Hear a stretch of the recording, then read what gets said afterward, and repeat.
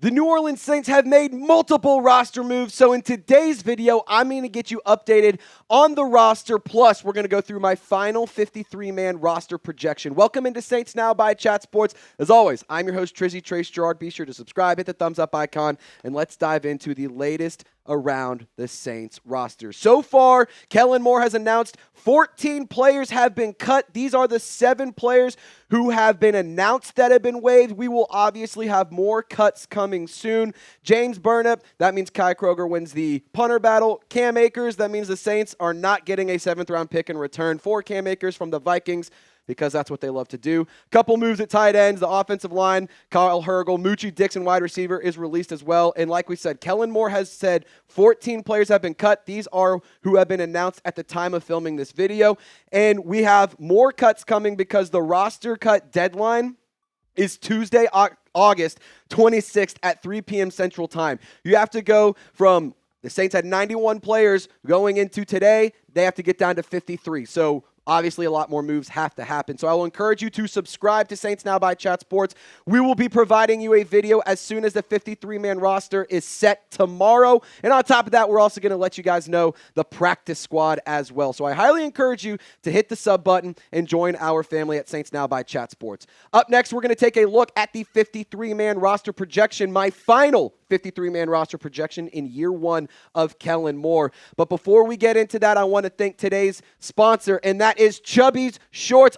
Are you ready for some football, Saints fans? If not, you guys got to check out Chubby's. The NFL collection specifically, you will be looking absolutely fresh, whether you're tailgating, grilling, or riding the highs and lows of the game from your couch. Chubby's has the officially licensed NFL gear to keep you looking like the ultimate fanatic. For a limited time, use our exclusive code CHATSPORTS for $10 off at chubbyshorts.com/Chat Sports. Yes, that includes the NFL collection. Let the thighs out and let the good times roll. Chubby's is the ultimate football apparel brand, so much so they created their own fantasy football league. George Kittle, Ian Rappaport, and others have come together to assemble the Chubby's League on NFL Fantasy. Each week, the top 5 scorers will win a chance at Chubby's polos and shorts combos with their team's logo. The grand champion gets a chance at the ultimate fan experience, a 5-city, 5-stadium NFL game tour with a +1, while the fantasy flop faces a hilarious and unforgettable punishment only Chubby's could pull off. Head to chubbyshorts.com/thechubbiesleague to learn more and have some fun. Get ready for the most outrageous fantasy football season of your life. And would you look at that, folks, for a limited time, our friends at Chubby's are giving our listeners $10 off with the promo code CHATSPORTS at chubbyshorts.com/chatsports. That's $10 off your order with the promo code CHATSPORTS, and that includes the NFL collection. Support our show and tell them we sent you. All of that information is in the comments and description of this video. Shout out to Chubby's for sponsoring today's video, and let's get into the roster projection. We're going to start off first with the quarterback position. I want to just go ahead and tell you this. I do this every video.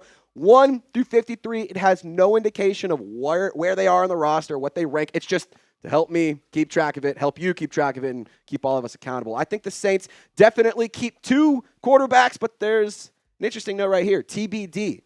Not sure if Jake Haener is 100% a lock to make the roster. To be totally honest, I could see Jake Haener be either cut or traded by the New Orleans Saints. To be totally honest, if it was up to me, I would take a 7th-round pick in return for quarterback Jake Haener. He's buried on the depth chart. I don't think that he has what it takes to be a starting quarterback in the National Football League. And if you're going to roll with Shough or Rattler, I trust one of those 2 guys to be the backup more than Haener. No disrespect to this guy. I want it to be very clear. He grew up a Reggie Bush fan. There's pictures of him rocking Saints gear as a kid.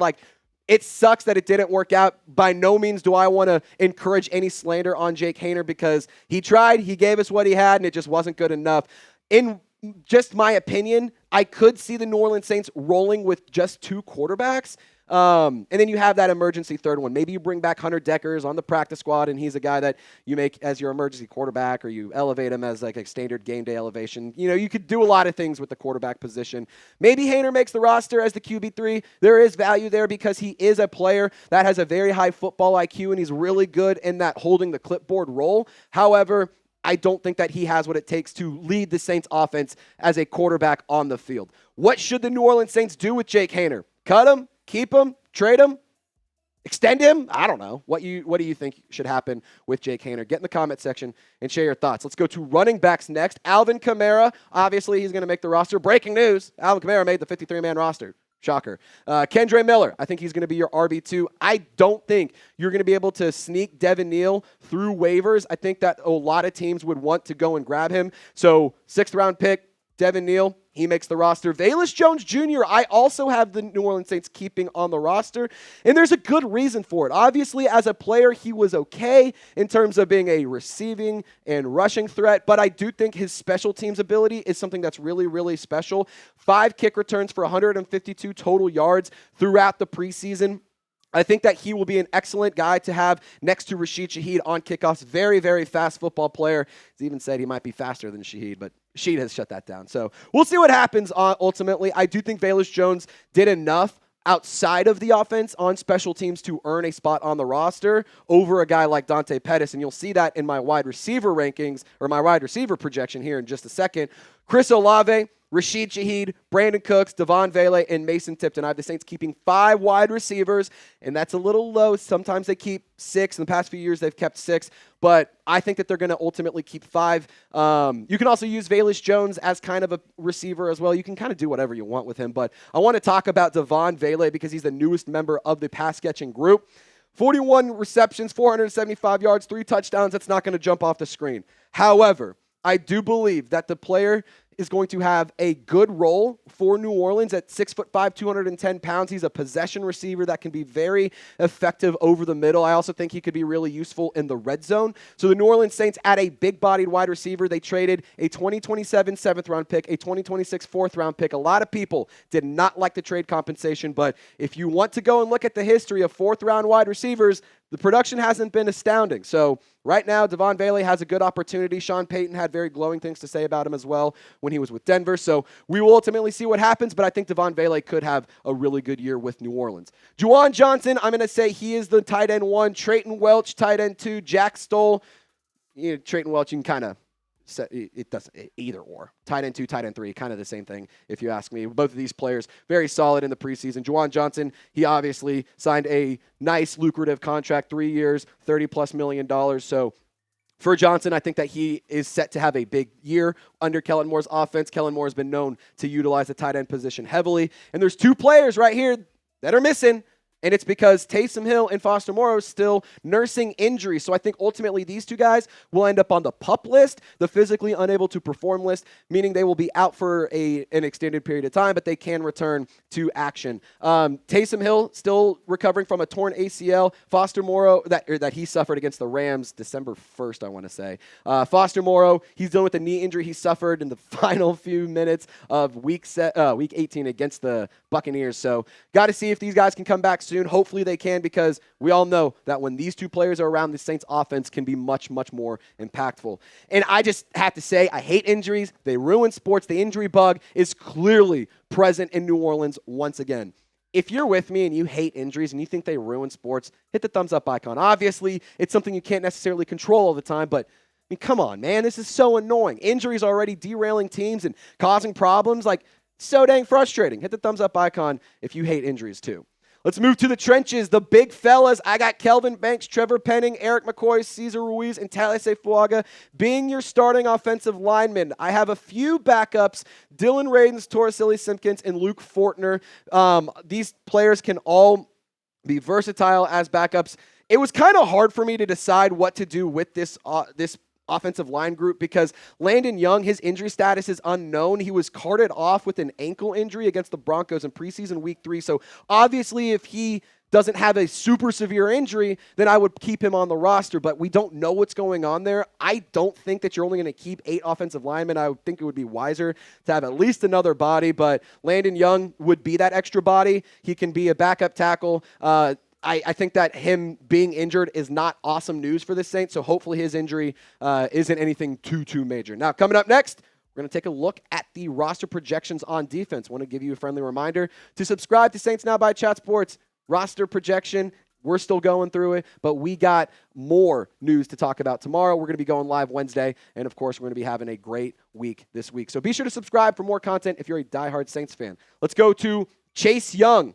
On the edge rusher position, we're going to start with the defensive line, go edge, and then defensive tackle just for the sake of making life easy. I think Chase Young, Carl Granderson, which, by the way, Carl Granderson's headshot, awesome. It's hilarious. Cam Jordan. I had the Saints keeping Chris Rump and Fadil Diggs. You'll notice no Isaiah Foskey. I think that Fadil Diggs did enough to dethrone Isaiah Foskey at the bottom of the edge rusher depth chart.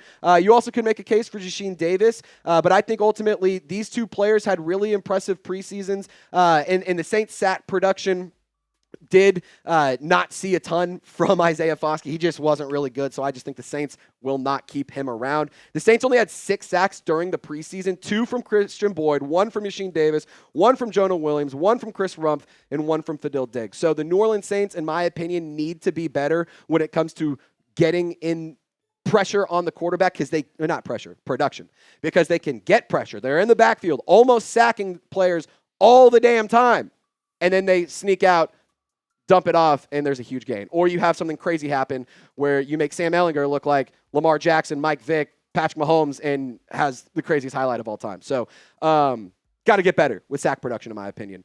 A big part of that will be the interior defensive line, but that's also going to be a key part in stopping the run. The Saints brought a lot of players in this offseason that excel in stopping the run. Devon Godshaw, you traded for him with the New England Patriots, sent your 2026 7th-round pick. I am so damn excited to watch him in the black and gold. I think he's going to be an underrated addition. I think he's going to be sneakily good. But Vernon Broughton, Christian Boyd have also been making a lot of noise. Brian Brzee, he's great against the pass. I want to see him be a more complete interior defensive lineman, being one of those starting guys. Nathan Shepard, Jonah Williams. I also have the Saints keeping them too as well. And I'll say this, I do like the interior defensive line in New Orleans. I think that it's a good group, but there's a lot of untapped potential. And if they can grow and they can develop into more complete players, I think the entire defensive line will be a much, much better unit. I think with the modernization of the scheme under Brandon Staley's defense, bringing in Bo Davis to help be a coach along the defensive line, those were really, really smart moves, and I think the Saints will benefit from that long term. And I do think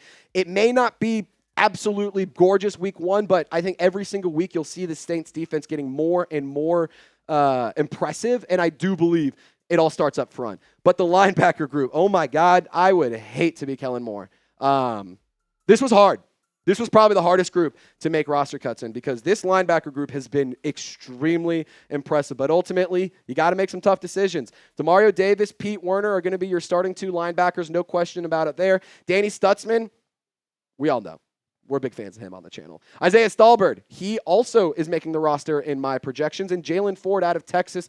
I think that these 3 young linebackers have a lot to prove. They've been impressive all summer. They were really impressive during the preseason as well. And if these guys can develop, you have Demario Davis, maybe 1-2 more seasons where he's going to be playing at a high level. Pete Werner, got to see him take a big step. But if these 3 guys can develop, then this linebacker group will be even better than it already is. And I think that this linebacker squad is so damn nasty. I think it is a really, really underrated linebacking core, because Demario Davis, I understand he's getting older, but he is consistently one of the best linebackers in the National Football League. Pete Werner is a tackling machine. He just needs to put it all together and take that step and take that leap that we've been looking for him to take. But I love Danny Stutzman. I love Jalen Ford. I love Isaiah Stallbird. I think those 3 guys also can be really big contributors on special teams as well. So that's why I had those 3 edging it out in the linebacker room. Cornerbacks, this was also an interesting room to kind of take a look at, because there is some really unique talent here. I did not keep Rico Payton because I think he'll end up either on the PUP list or you'll cut him and bring him back on the practice squad. He's dealing with an injury that'll keep him out for 2 to 3 weeks.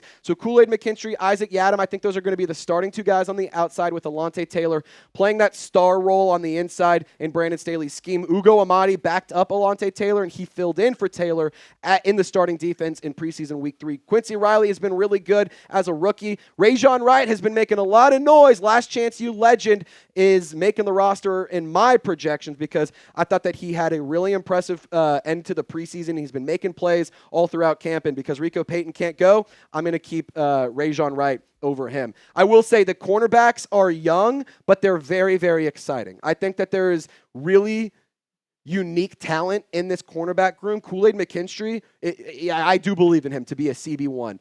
I think that it's going to take a little bit more time. He is in an increased role. It's only year 2 for him, but I think that he has a very, very bright future.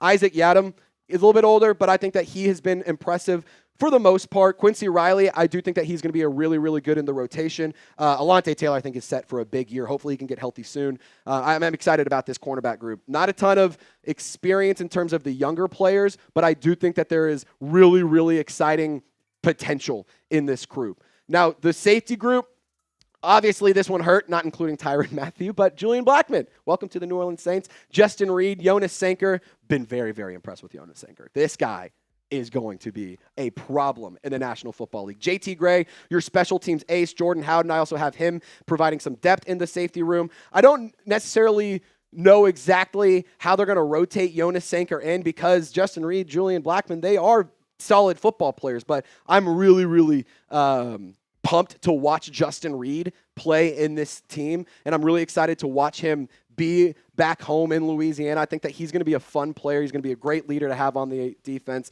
and ultimately, you're going to be missing Tyrann Mathieu, but Justin Reed, Julian Blackmon, I don't think that that's a bad upgrade from Will Harris and Tyrann Mathieu from last year. Just going to say that. I really think that this is going to be a fun safety group. Justin Reed is going to be very, very exciting in New Orleans. Special teams, we obviously know that Kai Kroger won the punter battle. Unless they bring in another guy, I think Kai Kroger, he's going to be your punter this year. Blake Grupe, he's going to be your kicker. He beats out Charlie Smith. Zach Wood will be your long snapper, and that is 53 players on my roster projection. So I want you to get in the comments. I want you to be critical. I want you to be honest, but I want you to be fair. Scale my roster projections on a scale of 1 to 100. Let's get back to school. 1, it's terrible. Nothing about it was right. 100, you nailed it. It was perfect. A+. I want you to get in the comments, and I want you to share your thoughts down below. Appreciate you guys for tuning in to today's video. If there's any more roster updates, we will provide more content later this afternoon and this evening. So be sure to subscribe, turn on your notifications, and Who Dat Nation, y'all stay golden. We'll see you next time.